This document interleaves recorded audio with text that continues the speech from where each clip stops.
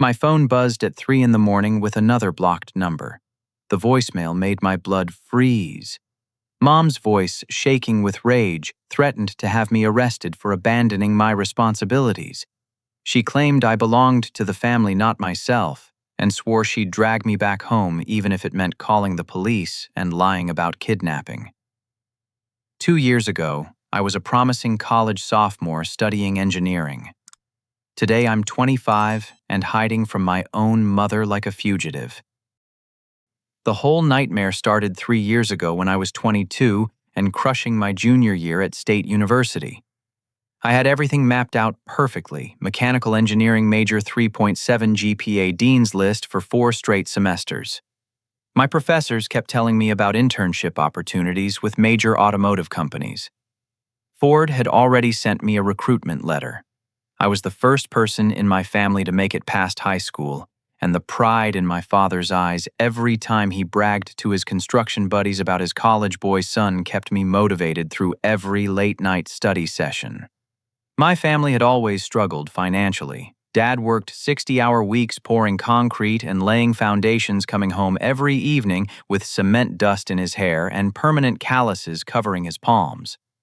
Mom worked part-time stocking shelves at the local grocery store, bringing home bruised fruit and expired yogurt that management let employees take rather than throw away. Our house was a cramped 2-bedroom ranch style built in 1974, with peeling paint around the windows and a furnace that rattled like a freight train every winter morning. Despite the tight budget, my parents had managed to scrape together enough money for my tuition by taking out loans and using every tax refund for my education expenses. They believed in my potential with a fierce determination that sometimes overwhelmed me. When other kids in our neighborhood dropped out to work at the tire factory or got arrested for dealing drugs behind the convenience store, my parents would point at my report cards taped to our refrigerator and remind me that education was my ticket to a better life. That spring afternoon, when they asked me to come home for an important family discussion, I figured they wanted to celebrate my latest academic achievement, or maybe discuss my summer internship plans. I drove my beat-up Honda Civic the 45 minutes from campus to our neighborhood, passing the familiar landmarks of my childhood. The abandoned gas station where my friends and I used to buy candy with pocket change. The elementary school playground where I first dreamed about becoming an engineer after watching construction crews build new monkey bars. Mom was sitting at our kitchen table with her hands folded, wearing the serious expression she usually reserved for discussing overdue bills or medical appointments. Dad stood behind her with his arms crossed, still wearing his work clothes and safety boots. The afternoon sunlight streaming through our checkered curtains highlighted the worry lines around both their eyes. They had news that would change everything. Mom was pregnant at 38 years old, completely unexpected after being told by doctors that more children were unlikely. The pregnancy was high risk due to her age and previous miscarriage 5 years earlier. She would need to reduce her work hours significantly and might have to go on bed rest during the final months. Dad's construction company was facing layoffs due to a major client backing out of 3 residential developments. Their health insurance barely covered pregnancy complications, and childcare costs for a newborn would demolish their already strained budget. They needed me to come home and help with the baby. Not just weekends or summer break, but full-time. They were asking me to withdraw from school for 1 semester to be the primary caregiver while they worked and recovered financially. Mom assured me it was temporary, just until they got back on their feet. Dad promised they would help me re-enroll the following year and catch up on any missed coursework. The guilt hit me like a physical blow. These people had sacrificed everything for my education, working multiple jobs and eating generic brand food so I could chase my engineering dreams. Mom had worn the same winter coat for 8 years because every extra dollar went toward my textbooks and lab fees. Dad had turned down overtime opportunities just to attend my academic award ceremonies and parent conferences. How could I refuse to help them when they needed me? Most family comes first, they reminded me. Blood is thicker than water. I could always return to school later, but they needed me now. My baby brother or sister would need me now. This was my chance to pay back everything they had invested in me and prove that their sacrifices had created a responsible, caring son. The rational part of my brain screamed warnings about the dangers of taking time off from college. Statistics showed that students who withdrew rarely returned to complete their degrees. My academic momentum would be completely derailed. The internship opportunities would disappear. My professors would move on to new students, and my carefully built relationships would crumble. But the emotional weight of family obligation crushed those logical concerns. I looked at my parents, these hard-working people who had given me every opportunity they never had, and I could not find the strength to disappoint them.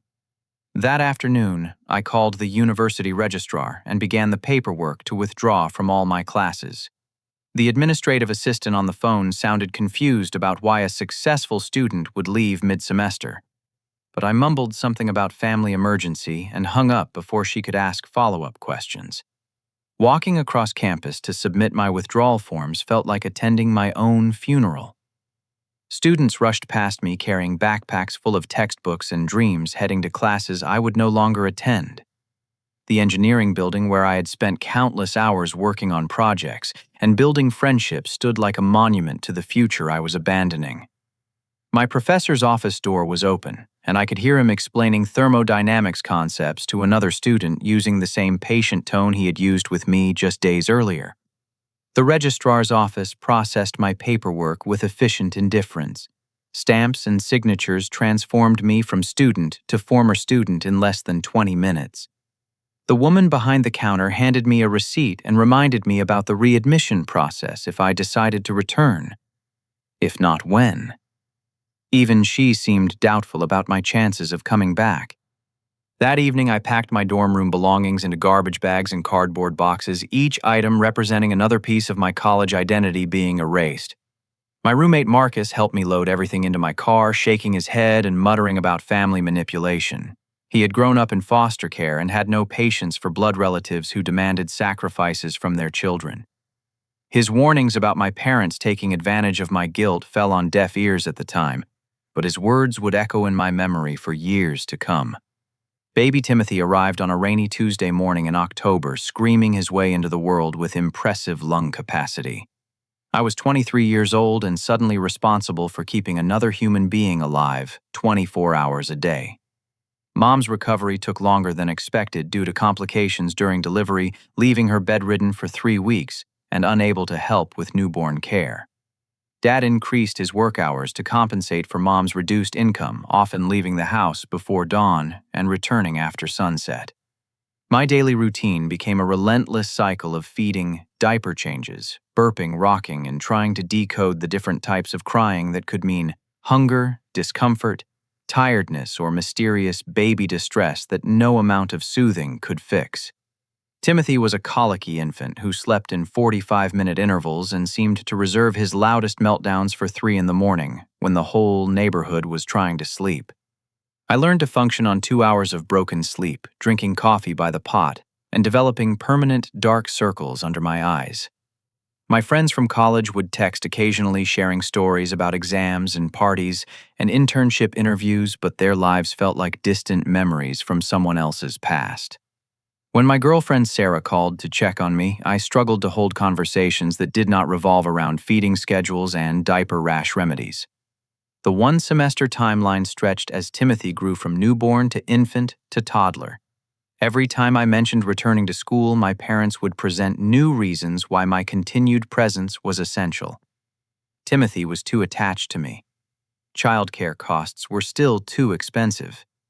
Mom's health issues required ongoing medical appointments. Dad's job remained unstable with constant threats of layoffs. They had trained Timothy to call me Daddy Liam instead of just Liam, making me feel like a parent rather than a brother. When I corrected him and tried to teach him to say, Brother, Mom would intervene and insist that Timothy needed consistency in his primary caregiver relationships. She claimed that confusing him about family roles would damage his emotional development and create attachment disorders. The financial manipulation became more sophisticated over time. My parents started charging me $300 per month for rent on my childhood bedroom, claiming that adult children should contribute to household expenses. They calculated the cost of my food utilities and laundry, presenting itemized bills that made me feel like a tenant rather than a family member. When I pointed out that I was providing free childcare worth at least $15 per hour, they countered that family members should help each other without expecting payment. My social isolation deepened as months turned into years. College friends graduated and moved to different cities for career opportunities. Sarah eventually broke up with me through a text message writing that she felt like she was dating a ghost who had disappeared into family obligations. She had waited 18 months for me to return to school and reclaim my own life, but she could not compete with the demands of a toddler who needed constant attention. I watched Timothy take his first steps while feeling like my own life was moving backward. His first words were "Dada Liam," which filled my parents with joy but left me feeling trapped in a role I had never chosen. Every milestone he reached reminded me of the academic and personal milestones I was missing. My engineering classmates were completing internships and landing entry-level positions with major companies, while I was potty training a 2-year-old and researching preschool options. Attempts to find part-time work around Timothy's schedule proved futile. Employers were not interested in candidates who could only work during nap-time hours or needed to leave immediately if their childcare arrangement fell through. My resume began to look increasingly pathetic, with a 2-year gap that was difficult to explain in job interviews. Volunteer tutoring at the local community college barely paid gas money and reminded me painfully of the academic world I had abandoned. The breaking point came when I discovered a letter from the automotive company that had recruited me during college. They had sent a follow-up invitation to apply for their management training program, not knowing that I was no longer enrolled in school. The letter had arrived months earlier, but Mom had buried it under a pile of grocery store circulars and medical bills. By the time I found it, the application deadline had passed by 6 months. Holding that letter felt like touching a gravestone marked with my own name. This was the future I had worked toward for 4 years of college, the career that would have allowed me to support my own family someday, and maybe even help my parents financially from a position of strength rather than dependence. Instead, I was a 25-year-old man with no degree, no work experience, and no prospects beyond permanent babysitting duty for a child who was not my responsibility. That night, I sat on my childhood bed, surrounded by Timothy's toys and baby clothes, feeling like a prisoner in my own life. The walls were still covered with my high school achievement awards and college acceptance letters, mocking reminders of the potential I had surrendered. Outside my window, I could hear teenagers laughing as they walked past our house, probably heading to parties or study groups or summer jobs that would build toward their own bright futures. I realized that my parents had never intended for me to return to school. The temporary semester had become a permanent arrangement that benefited them while destroying my prospects. They had my free labor-reduced household expenses and complete control over my schedule and decisions. Why would they ever voluntarily give up such a convenient arrangement? For the first time since Timothy's birth, I allowed myself to imagine what my life could look like if I found the courage to reclaim it. The vision was terrifying and exhilarating in equal measure. 2 years of servitude had transformed me into someone I barely recognized. At 25, I felt like a middle-aged man who had missed his youth entirely. Timothy was now a chattering 3-year-old who followed me everywhere, calling me his daddy brother and having meltdowns whenever I left the house for more than an hour. My parents had successfully programmed him to depend on me for everything from meals to bedtime stories to playground visits. The final straw came on a humid Thursday afternoon while I was organizing household bills for Mom, who claimed her arthritis made paperwork too painful. She had asked me to sort through 3 months of bank statements and receipts looking for tax-deductible medical expenses. What I found instead shattered the last remnants of my trust in my family. Hidden among the utility bills and insurance paperwork were bank statements showing deposits that did not match my parents' supposed financial struggles. Dad's construction company had not laid him off as claimed, but had actually promoted him to crew supervisor with a significant salary increase. Mom had returned to full-time hours at the grocery store 6 months earlier, earning overtime pay for holiday and weekend shifts. Together, they were bringing in nearly twice what they had earned before Timothy's birth. Even more devastating was the discovery of a savings account I had never known about, funded by the money they claimed they could not afford for childcare. Every month for 2 years, they had deposited the equivalent of full-time daycare costs, building a nest egg that now totaled over $18,000. They were profiting from my unpaid labor while lying about their financial desperation. The cruelest revelation came in the form of bank transfers from my college fund account, which I had assumed was empty. My grandparents had left me $5,000 for education expenses when they passed away during my freshman year. Instead of using that money for my tuition as intended, my parents had been slowly draining it for luxury purchases. A new 65-inch television for the living room, a weekend vacation to Myrtle Beach that they had claimed was a family emergency trip, a leather recliner for Dad, and a jewelry set for Mom's birthday. I sat on the kitchen floor surrounded by evidence of their betrayal, feeling physically sick from the magnitude of their deception. Every time I had mentioned returning to school, they had shown me fake budget calculations and pretended they could barely afford groceries. Meanwhile, they were accumulating savings and buying unnecessary items with money that should have funded my education. When I confronted them that evening, their reaction was even worse than the lies themselves. Mom's face twisted with indignation as she accused me of snooping through private financial documents. She claimed that parents had every right to make decisions about household money without consulting their adult children. The savings account was for Timothy's future college expenses, she insisted, and I was being selfish by questioning their financial priorities. Dad's response was colder and more calculating. He reminded me that I lived in their house, ate their food, and used their utilities without paying market rate for any of those privileges. My child care services barely compensated for the cost of supporting an adult son who contributed nothing to the family income. If I was unhappy with the arrangement, I was welcome to find my own place and support myself like any other 25-year-old man. The word ungrateful was thrown around like a weapon, along with accusations that I was trying to abandon Timothy, just like their own parents had abandoned them during their childhood struggles. Mom began crying, claiming that my selfish demands would force them to choose between keeping their son and providing proper care for their baby. Dad threatened to kick me out immediately if I could not appreciate everything they had sacrificed for my ungrateful attitude. But the most manipulative argument was their insistence that Timothy needed me more than I needed college or career success. They painted me as the cruel older brother who would traumatize an innocent child by disappearing from his life.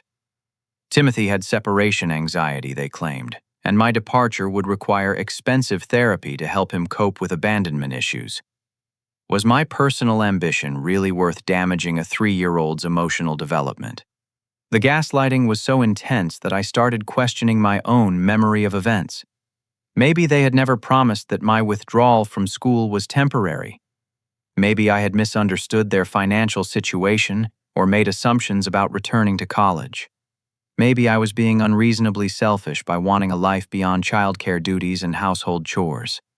That night I lay awake, listening to Timothy sleep in his crib across the hallway, knowing that my parents had positioned me in an impossible situation. If I left to pursue my own goals, I would be abandoning a child who loved and depended on me through no fault of his own. If I stayed, I would be enabling my parents' manipulation while sacrificing any chance of building an independent adult life. The manipulation had been so gradual and systematic that I had not recognized it until the financial evidence forced me to acknowledge the truth. My parents had never seen me as a son with his own dreams and potential. I was a resource to be exploited, a free employee who could be controlled through guilt and family obligation. They had stolen my college fund, lied about their financial situation, and used my little brother as an emotional hostage to keep me trapped in their house. For the first time in 3 years, I allowed myself to feel genuine anger instead of guilt.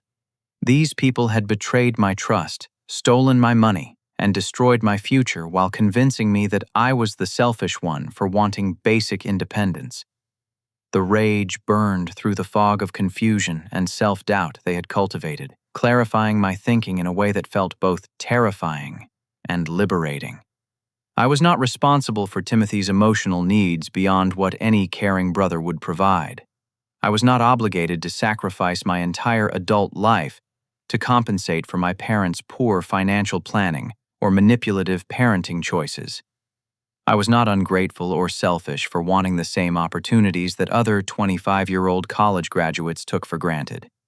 The decision crystallized in my mind like ice forming over a winter pond. I was going to escape this house and reclaim my life regardless of the emotional manipulation and threats my parents would deploy to stop me. Timothy would survive my absence, probably with healthier boundaries and more appropriate caregiver relationships. My parents would have to face the natural consequences of their deception and find actual solutions for their childcare needs. But first, I needed a plan that would give me enough distance and resources to resist the inevitable campaign they would launch, to drag me back into servitude. They had shown me exactly how ruthless and manipulative they could be.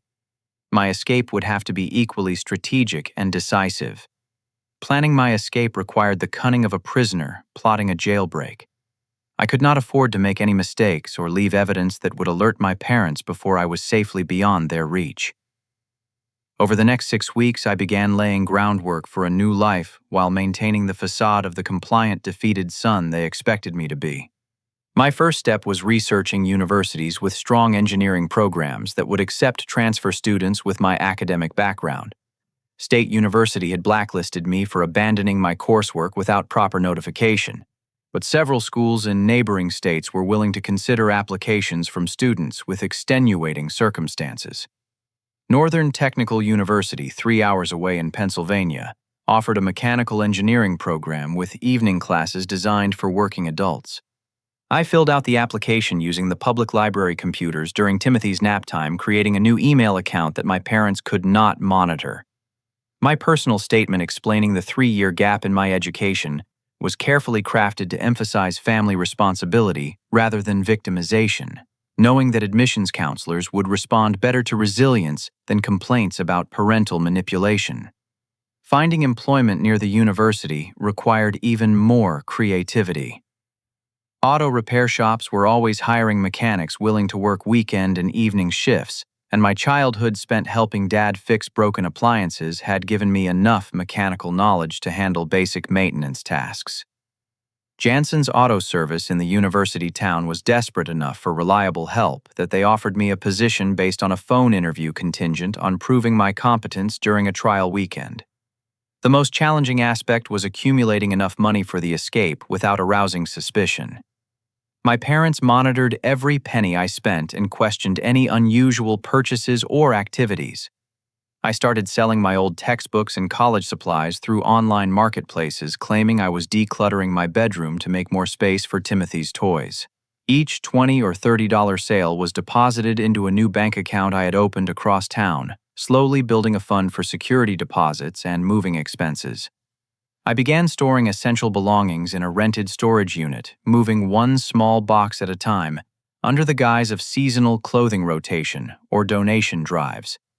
My important documents, laptop, and sentimental items were gradually relocated, where my parents could not confiscate them during the inevitable confrontation. The storage unit cost $40 per month, money I earned by tutoring high school students in math and science through a neighborhood Facebook group. The emotional preparation was harder than the logistical planning. Timothy had become genuinely attached to me over 3 years of constant caregiving, and his innocent affection made me feel like a monster for planning to disappear from his life. He would draw pictures of our family that always included me as the daddy figure, chattering about plans for playground visits and bedtime stories that I would not be there to fulfill. I tried to gradually increase his independence and encourage stronger bonds with our parents, suggesting that Mom read his bedtime stories, or that Dad take him to the playground without me. But my parents resisted these changes, insisting that disrupting Timothy's routine would cause behavioral problems. They wanted to maintain his complete dependence on me as insurance against any future escape attempts. 3 days before my planned departure, disaster struck. Mom found the university acceptance letter hidden in my dresser drawer while looking for clean clothes to put away. The paper was folded inside an old engineering textbook, but her nosiness had led her to flip through every page looking for hidden money or contraband. Her shriek of rage brought Dad running from the garage, and within minutes, I was facing the most violent confrontation of my life. They accused me of plotting to abandon Timothy, betraying the family trust, and destroying an innocent child's emotional stability. The words ungrateful and selfish were screamed repeatedly, along with threats about what would happen if I tried to leave. Dad grabbed the acceptance letter and tore it into pieces while Mom searched my room for additional evidence of my betrayal. They found the storage unit receipt, the new bank account statements, and printouts of apartment listings near the university. Each discovery triggered fresh waves of outrage and accusations about my deceptive, manipulative character. The physical confrontation erupted when Dad tried to confiscate my laptop and cell phone to prevent me from communicating with the university or potential employers. I had never fought back against my father's authority, but the prospect of losing my escape route triggered a desperate resistance I did not know I possessed. We wrestled over the laptop while Mom screamed threats about calling the police and having me arrested for theft and abandonment. Timothy witnessed the entire meltdown, crying in his bedroom doorway as his family destroyed itself around him. The sight of his terrified face reminded me exactly why I needed to escape this toxic environment before it damaged all of us permanently. Children should not grow up watching their parents manipulate and control their siblings through violence and emotional blackmail. When Dad realized he could not physically overpower me without seriously injuring one of us, Mom made good on her threat to involve law enforcement. She called 911 and reported that her mentally unstable adult son was threatening the family and planning to kidnap her baby. Her performance was Academy Award worthy, complete with tears and trembling voice as she described my dangerous behavior and history of violent outbursts. The responding officers arrived expecting to arrest a dangerous criminal, but found a family screaming at each other over torn papers and accusations of betrayal.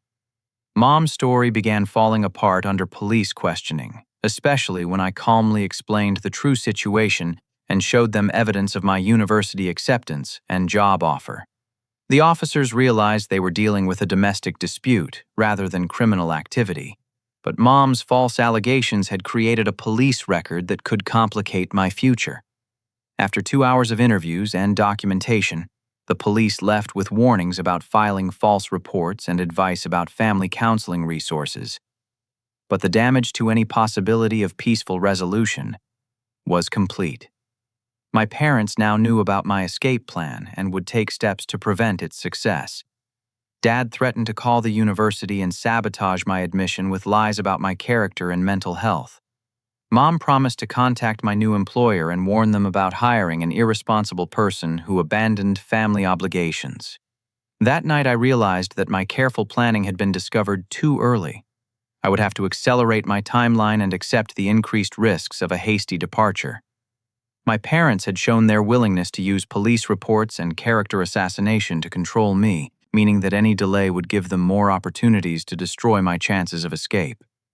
I waited until 3 in the morning when both parents were sleeping, then gathered my emergency bag and quietly left through the back door. My car was parked 2 blocks away to avoid the noise of starting the engine in our driveway. As I drove away from the only home I had ever known, I could see Timothy's bedroom window and wondered how long it would take him to understand why his daddy brother had vanished without saying goodbye. The guilt was crushing, but not strong enough to make me turn around. For the first time in 3 years, I was driving toward a future instead of deeper into a trap. The 3-hour drive to Pennsylvania felt like crossing into a foreign country where I might actually have a chance at building an independent life. My new apartment was a tiny studio above a pizza restaurant smelling permanently of garlic and pepperoni, but it represented freedom in a way that no luxury mansion could have matched. The deposit had consumed most of my savings, leaving me with exactly $47, and a determination to make this fresh start succeed despite the odds. Northern Technical University welcomed me with the indifferent efficiency I had hoped for, processing my transfer credits and enrollment paperwork without excessive curiosity about my unconventional path. Evening classes in mechanical engineering would allow me to work full-time days at Jansen's Auto Service, where my supervisor appreciated my willingness to handle the weekend shifts that other mechanics avoided. The pay was modest, but steady, and the work felt satisfying after 3 years of unpaid domestic labor. For 2 blissful weeks, I experienced the peace of a normal adult life, waking up when my alarm clock rang instead of when Timothy cried for attention, eating meals that I had chosen and prepared for myself, studying engineering textbooks without interruption from diaper changes or playground demands, conversations with coworkers and classmates about topics beyond potty training and preschool enrollment. The harassment began gradually with excessive phone calls from blocked numbers. When I stopped answering unknown callers, the messages escalated to text campaigns from disposable phones and email accounts. Mom's initial approach was pure emotional manipulation, sending photos of Timothy looking sad with captions about how much he missed his daddy brother. She claimed he was having nightmares about abandonment and refusing to eat meals without me present. But her tactics became more sophisticated as my resolve held firm. She created fake social media profiles using photos stolen from my old college accounts, then used those profiles to monitor my new activities and location. Within days of my first Facebook post about starting classes, she knew exactly where I was living and working. The speed of her reconnaissance was both impressive and terrifying. Her first physical appearance was at Jansen's Auto Service on a busy Saturday morning. I was underneath a Honda Accord replacing an oil pan when my supervisor, Tony, called out that someone was asking for me. I emerged from under the car to find Mom standing in the garage bay, perfectly dressed and clutching a photo of Timothy like a prop in a theatrical performance. Her act was flawless for the benefit of my coworkers. She was the heartbroken mother whose son had abandoned his sick little brother during a family crisis. Timothy had special needs that required my specific care, she claimed, and my sudden disappearance had triggered a medical emergency that required expensive therapy. She begged me to come home for just one conversation about finding a compromise that would not traumatize an innocent child. Tony and the other mechanics watched this performance with sympathy for the crying mother and suspicion toward me for causing such obvious family pain. When I tried to explain that Mom was lying about Timothy's condition and my obligations, my protest sounded like the weak excuses of someone avoiding responsibility. Her tears were more convincing than my logical explanations, and I could see my new coworkers questioning my character. After she left, Tony pulled me aside for a serious conversation about family priorities and workplace reliability. He made it clear that Jansen's Auto Service expected employees to handle their personal problems without drama spilling into the business environment. If my family situation was going to create ongoing disruptions, he would need to reconsider my employment status. The university became Mom's next target. She contacted the admissions office with a tearful story about my history of mental health problems and violent episodes against family members. According to her version, I had threatened Timothy's safety and stolen money from elderly relatives to fund my escape from court-ordered family counseling. She expressed deep concern about my access to engineering equipment and chemicals that could be used dangerously by someone with my psychiatric history. The meeting with my academic advisor was humiliating and terrifying in equal measure. Dr. Rodriguez had been enthusiastic about my potential as a returning student, but Mom's allegations forced her to follow university protocols for students who might pose safety risks. I had to submit to a psychological evaluation and provide documentation about my living situation and family background before I could continue attending classes. Fortunately, the campus counselor who conducted my evaluation was experienced enough to recognize family manipulation tactics. After 3 sessions exploring my history and motivations, she concluded that I was a victim of emotional abuse rather than the perpetrator Mom had described.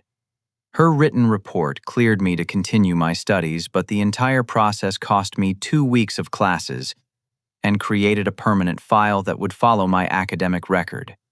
Mom's campaign expanded to my apartment building when she befriended Mrs. Patterson, the elderly widow who lived on the first floor and served as the building's unofficial security monitor. Mom spun another variation of her victim narrative, portraying herself as the desperate mother, trying to locate her missing son who had been brainwashed by dangerous influences. Mrs. Patterson, lonely and eager to help with family drama, began monitoring my schedule and reporting my activities to Mom through daily phone conversations.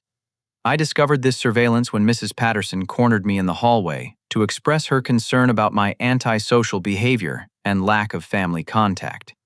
She had been told that I was struggling with substance abuse and depression following a traumatic military deployment, explaining my strange hours and reluctance to discuss my background.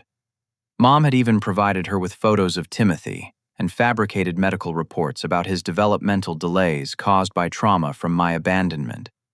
The breaking point came on a cold Thursday evening in November when I returned from my shift at the garage to find Mom waiting in the building hallway outside my apartment door. She had somehow gained access to the building, possibly through Mrs. Patterson's key, and had been sitting there for hours according to other tenants who passed by. Her appearance was disheveled, and her eyes had a manic intensity that frightened me more than her previous calculated performances. This time there were no tears or theatrical displays of maternal concern. Her voice was low and steady as she informed me that I belonged to the family and would be returning home whether I cooperated or not. Timothy needed his caregiver, and my selfish rebellion had lasted long enough. She had consulted with lawyers about parental rights and discovered legal strategies for compelling adult children to fulfill family obligations. The threat was delivered with chilling calm. If I did not voluntarily return within 1 week, she would escalate her campaign to include criminal charges for theft, fraud, and child endangerment. She had documentation proving that I had stolen money from Timothy's college fund and abandoned a special needs child without proper transition planning. My new life could be destroyed through court proceedings and criminal investigations, leaving me with no option except returning to my role as unpaid caregiver. As she stood to leave, Mom delivered her final promise with a smile that made my blood run cold. She had learned my schedule, my routines, and my vulnerabilities. Disappearing from her reach was impossible, because she would always find me. The only question was whether I would return willingly or force her to take more drastic measures to bring me home where I belonged. That night I sat in my tiny apartment researching restraining orders and legal protections against stalking, feeling like a hunted animal who had been tracked to his hiding place. Mom had demonstrated resources and determination that exceeded anything I had anticipated. Her ability to manipulate strangers, fabricate convincing stories, and navigate legal systems meant that my escape had only triggered the beginning of a much larger battle. But for the first time in years, I was not facing this fight alone. Dr. Rodriguez had connected me with campus legal aid services. Tony had apologized for doubting my story after witnessing Mom's unhinged behavior firsthand. My engineering classmates had offered support and friendship that reminded me what normal relationships looked like. The war for my independence was far from over, but I finally had allies who understood the stakes. Mom's desperation reached dangerous new levels when her psychological warfare failed to break my resolve. Her final gambit involved recruiting Dad and my Uncle Frank for what she described as an intervention, but what amounted to an attempted kidnapping in broad daylight. The plan revealed how completely she had lost touch with reality and legal boundaries in her obsession with controlling my life. I had been documenting everything since the harassment began, following advice from the campus legal aid attorney who specialized in domestic abuse cases. Screenshots of threatening messages, photos of Mom lurking around my building, witness statements from coworkers and classmates who had observed her manipulative behavior. The evidence file was growing thicker each week, but local police remained reluctant to take action against what they saw as a family dispute rather than criminal stalking. The first restraining order petition had been dismissed by a judge who bought into Mom's performance as a concerned parent, trying to reconnect with her troubled son. She had dressed conservatively for the hearing and brought photos of Timothy looking sad, claiming that court intervention was necessary to protect a vulnerable child from further abandonment trauma. My documentation of her lies and manipulation was dismissed as the complaints of an ungrateful son who refused to accept family responsibilities. Mom interpreted the legal victory as permission to escalate her tactics. She began showing up at the university during my evening classes, waiting in the parking lot and following me to my car, while shouting about family obligations and threats of legal action. Campus security eventually banned her from university property, but she continued surveillance from public sidewalks just beyond their jurisdiction. The most emotionally devastating weapon in her arsenal was Timothy himself. She brought him to my workplace during lunch break, coaching him to cry and beg for his daddy brother to come home. Watching my little brother sob and reach for me while my coworker stared in judgment was pure torture. Timothy was genuinely confused and heartbroken about my disappearance, having been told that I was sick and needed family help to get better. I wanted to comfort him and explain that his daddy brother loved him but needed to build his own life. But any interaction would validate Mom's claims that Timothy required my specific care. The cruelest aspect of her manipulation was using an innocent child's attachment as a weapon against both of us. Timothy was being emotionally damaged by her campaign, just as much as I was being harassed and threatened. Frank's involvement added a physical threat dimension that genuinely frightened me. Mom's younger brother had spent 2 years in county jail for assault charges and had never shown much respect for legal boundaries or other people's rights. When Mom recruited him as muscle for her intervention plan, she was essentially hiring a criminal enforcer to solve her family control problem through intimidation. The ambush happened on a Wednesday evening in late November as I was closing up Jansen's auto service. Tony had left early for a family dinner, leaving me alone to lock up the garage and shut down equipment. I was wheeling a tire dolly into storage when I heard car doors slamming in the parking lot and recognized the sound of multiple footsteps approaching the building. Dad appeared first in the garage doorway, looking uncomfortable but determined. Behind him came Frank, whose prison tattoos and hostile expression made his role clear immediately. Mom stayed by their car, clutching her phone and probably recording the encounter for use in future legal proceedings. The staging was obviously planned to corner me in an isolated location where witnesses would be minimal. Dad's opening speech was clearly rehearsed. He talked about family healing and second chances, claiming that everyone just wanted to have an honest conversation about finding solutions that worked for the whole family. Timothy missed his big brother. Mom was worried sick about my well-being, and they were prepared to compromise on some of my concerns if I would just come home for one family meeting. But Frank's presence revealed the true nature of their intervention. When I politely declined their invitation and tried to leave through the side door, Frank blocked my path while Dad moved to prevent me from reaching my car. They were not seeking conversation or compromise. They intended to physically force me into their vehicle for transport back to my childhood prison, regardless of my consent or legal rights.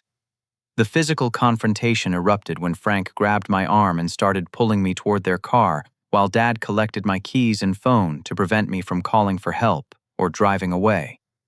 3 years of suppressed rage at being manipulated and controlled finally exploded into desperate resistance.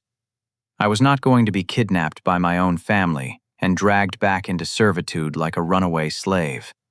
Frank outweighed me by 50 pounds and had actual fighting experience, but desperation gave me strength and speed that surprised all of us.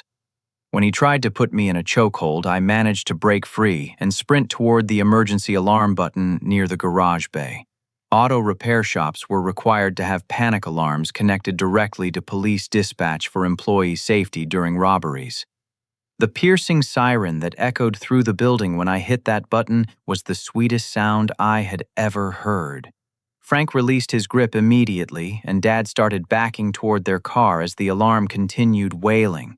Mom was screaming into her phone, probably trying to call 911 with her own version of events before police arrived with mine. Within minutes, 2 patrol cars pulled into the parking lot with lights flashing. The responding officers found me with torn clothing and visible bruises while my family stood beside their car looking guilty and panicked. This time, there was no ambiguity about who was the victim and who were the perpetrators. Physical evidence supported my account of attempted kidnapping rather than Mom's claims about mental health intervention. Frank's criminal history made the officers take the situation seriously from the beginning. When they discovered that I had an active stalking complaint against Mom and documentation of ongoing harassment, the family meeting story fell apart completely. Dad's uncomfortable expression and reluctance to make eye contact suggested he was finally realizing how far beyond legal and moral boundaries Mom had pushed this situation. The arrest process was surreal after months of feeling helpless against Mom's campaign. Watching Frank get handcuffed for assault charges while Mom was detained for questioning felt like justice finally catching up with their criminal behavior. Dad was released with warnings and orders to stay away from my workplace and residence, but his cooperation with police suggested he understood the serious legal trouble they were facing. Mom's breakdown when she realized her intervention had backfired was both satisfying and disturbing. Her careful facade of maternal concern cracked completely, revealing the controlling narcissist who believed she owned her children like property. She screamed threats about having me committed to psychiatric facilities and sued for abandoning family obligations, but her credibility with law enforcement was permanently destroyed. The comprehensive restraining order I received the following week was everything the first petition should have been.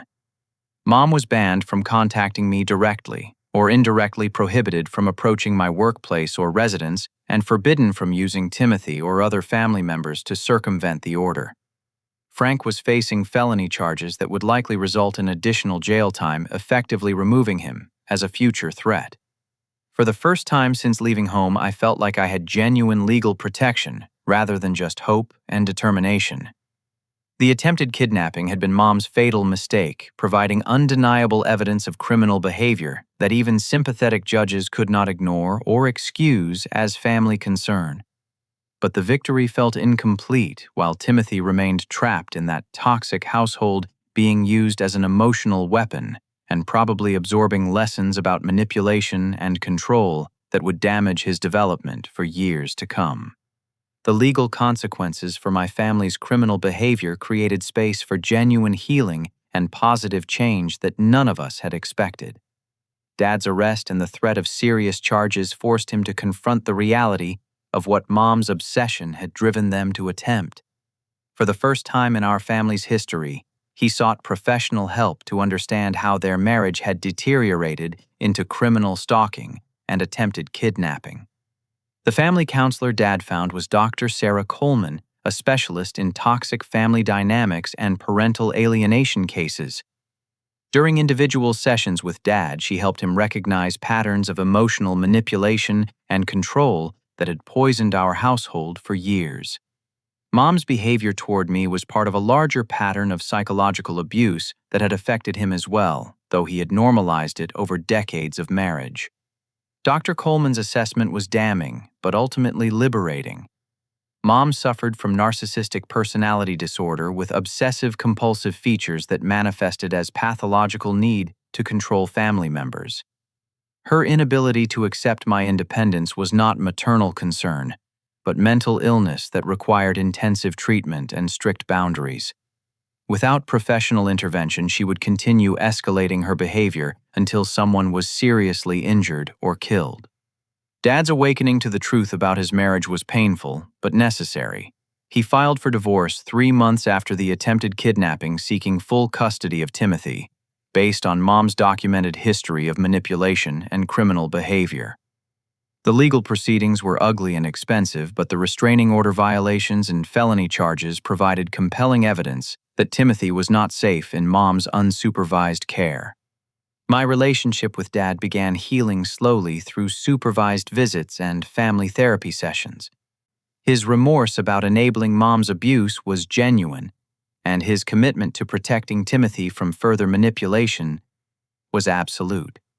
We met weekly at Dr. Coleman's office to rebuild trust and establish healthy boundaries that respected my independence while maintaining appropriate family connections. The most rewarding aspect of this healing process was reconnecting with Timothy in an environment free from Mom's toxic influence. At age 4, he was resilient enough to adapt to new family arrangements without permanent damage from the chaos he had witnessed. Dad enrolled him in quality daycare and established routines that did not depend on exploiting family members for free labor. Timothy's first visit to my apartment was magical in its simplicity.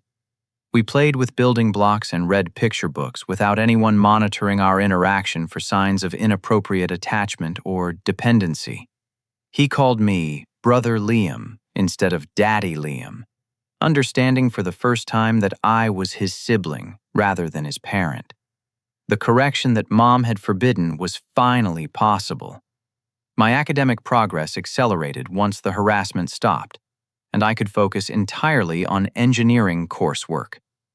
Northern Technical University offered me a partial scholarship based on my improved grades and compelling personal story of overcoming family obstacles to pursue education. My professors recognized potential they had not seen during those first stressful months when mom's stalking was disrupting my concentration and attendance.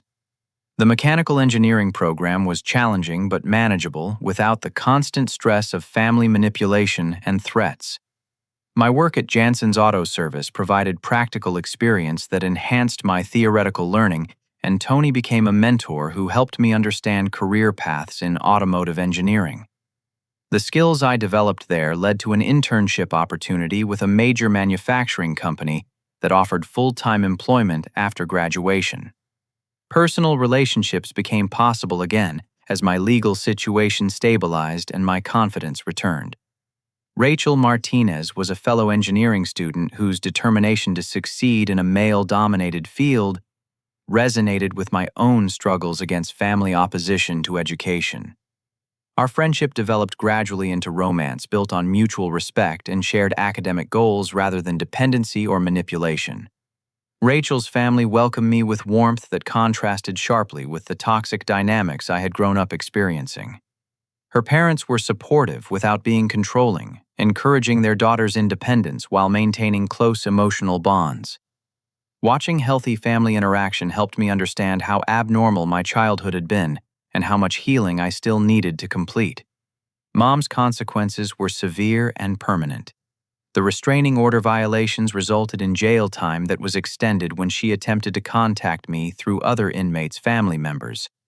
Her obsession with controlling my life had destroyed her marriage, cost her custody of Timothy, and left her isolated from everyone who had previously enabled her behavior. The psychiatric evaluation ordered by the court confirmed Dr. Coleman's diagnosis and mandated long-term treatment as a condition of any future contact with Timothy. Frank's assault conviction and violation of my restraining order earned him 2 years in state prison, effectively ending his career as mom's enforcement muscle. His absence removed the physical threat that had made mom's harassment campaign genuinely dangerous rather than just annoying. Without his intimidation tactics, her power to control family members through fear was permanently broken. The most satisfying resolution was Timothy's thriving development under Dad's improved parenting and professional childcare. He was learning social skills with children his own age instead of depending entirely on adult family members for entertainment and emotional support. His speech was improving rapidly without the confusion of inappropriate family role assignments, and his behavioral problems disappeared once the household drama ended. 2 years after my escape, I graduated with honors and a job offer from Detroit Automotive Systems, the same type of company that had recruited me during my original college experience. The irony was perfect. Mom's attempts to trap me in perpetual servitude had ultimately led me to achieve exactly the career success she had tried to prevent. Her worst nightmare was my greatest triumph. Timothy attended my graduation ceremony, sitting proudly between Dad and Rachel, cheering when my name was called, and wearing a miniature cap and gown that Dad had bought for the occasion. At 6 years old, he understood that his big brother had worked very hard to become an engineer and was setting an example for his own future education. The family mythology now celebrated academic achievement rather than punishing it.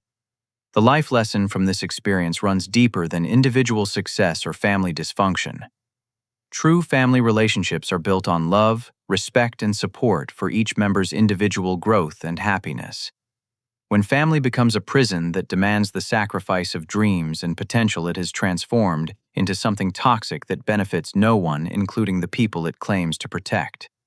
Breaking free from manipulative family systems requires courage, planning, and often legal intervention, but the alternative is allowing dysfunction to poison multiple generations. Children learn what they live, and Timothy was absorbing lessons about control, manipulation, and sacrifice that would have damaged his ability to form healthy relationships as an adult. My escape was not abandonment, but liberation for everyone involved. Dad learned to be a better father and husband by rejecting Mom's toxic influence. Timothy gained a healthier family environment and appropriate role models. I reclaimed my education and career potential while maintaining loving relationships with family members who respected my independence. The most important truth I discovered is that you cannot help people by enabling their dysfunction, even when those people are family members who claim to love you. Real love wants the best for each person, including the freedom to make independent choices and learn from natural consequences. Sacrificing your future to enable someone else's control issues helps no one, and perpetuates cycles of abuse that damage everyone involved. Today, I work as a design engineer for automotive safety systems, developing technologies that protect families during accidents. The irony is not lost on me that my career focuses on family protection after escaping my own family's destruction. But this protection comes through innovation and engineering, rather than control and manipulation. Timothy and I maintain a close relationship built on appropriate boundaries and mutual respect. He visits my apartment every other weekend, and we explore museums, work on science projects, and discuss his school progress. He talks about becoming an engineer like his big brother, but I emphasize that his future belongs to him alone. No one else has the right to determine his dreams or demand the sacrifice of his potential. Dad and I have rebuilt our relationship on the foundation of honest communication and shared commitment to Timothy's well-being. He apologizes regularly for enabling Mom's abuse and works hard to break the dysfunctional patterns that nearly destroyed our family. Our relationship will never be perfect, but it is healthy in ways that seemed impossible during those dark years of manipulation and control. Mom remains out of our lives by court order and personal choice.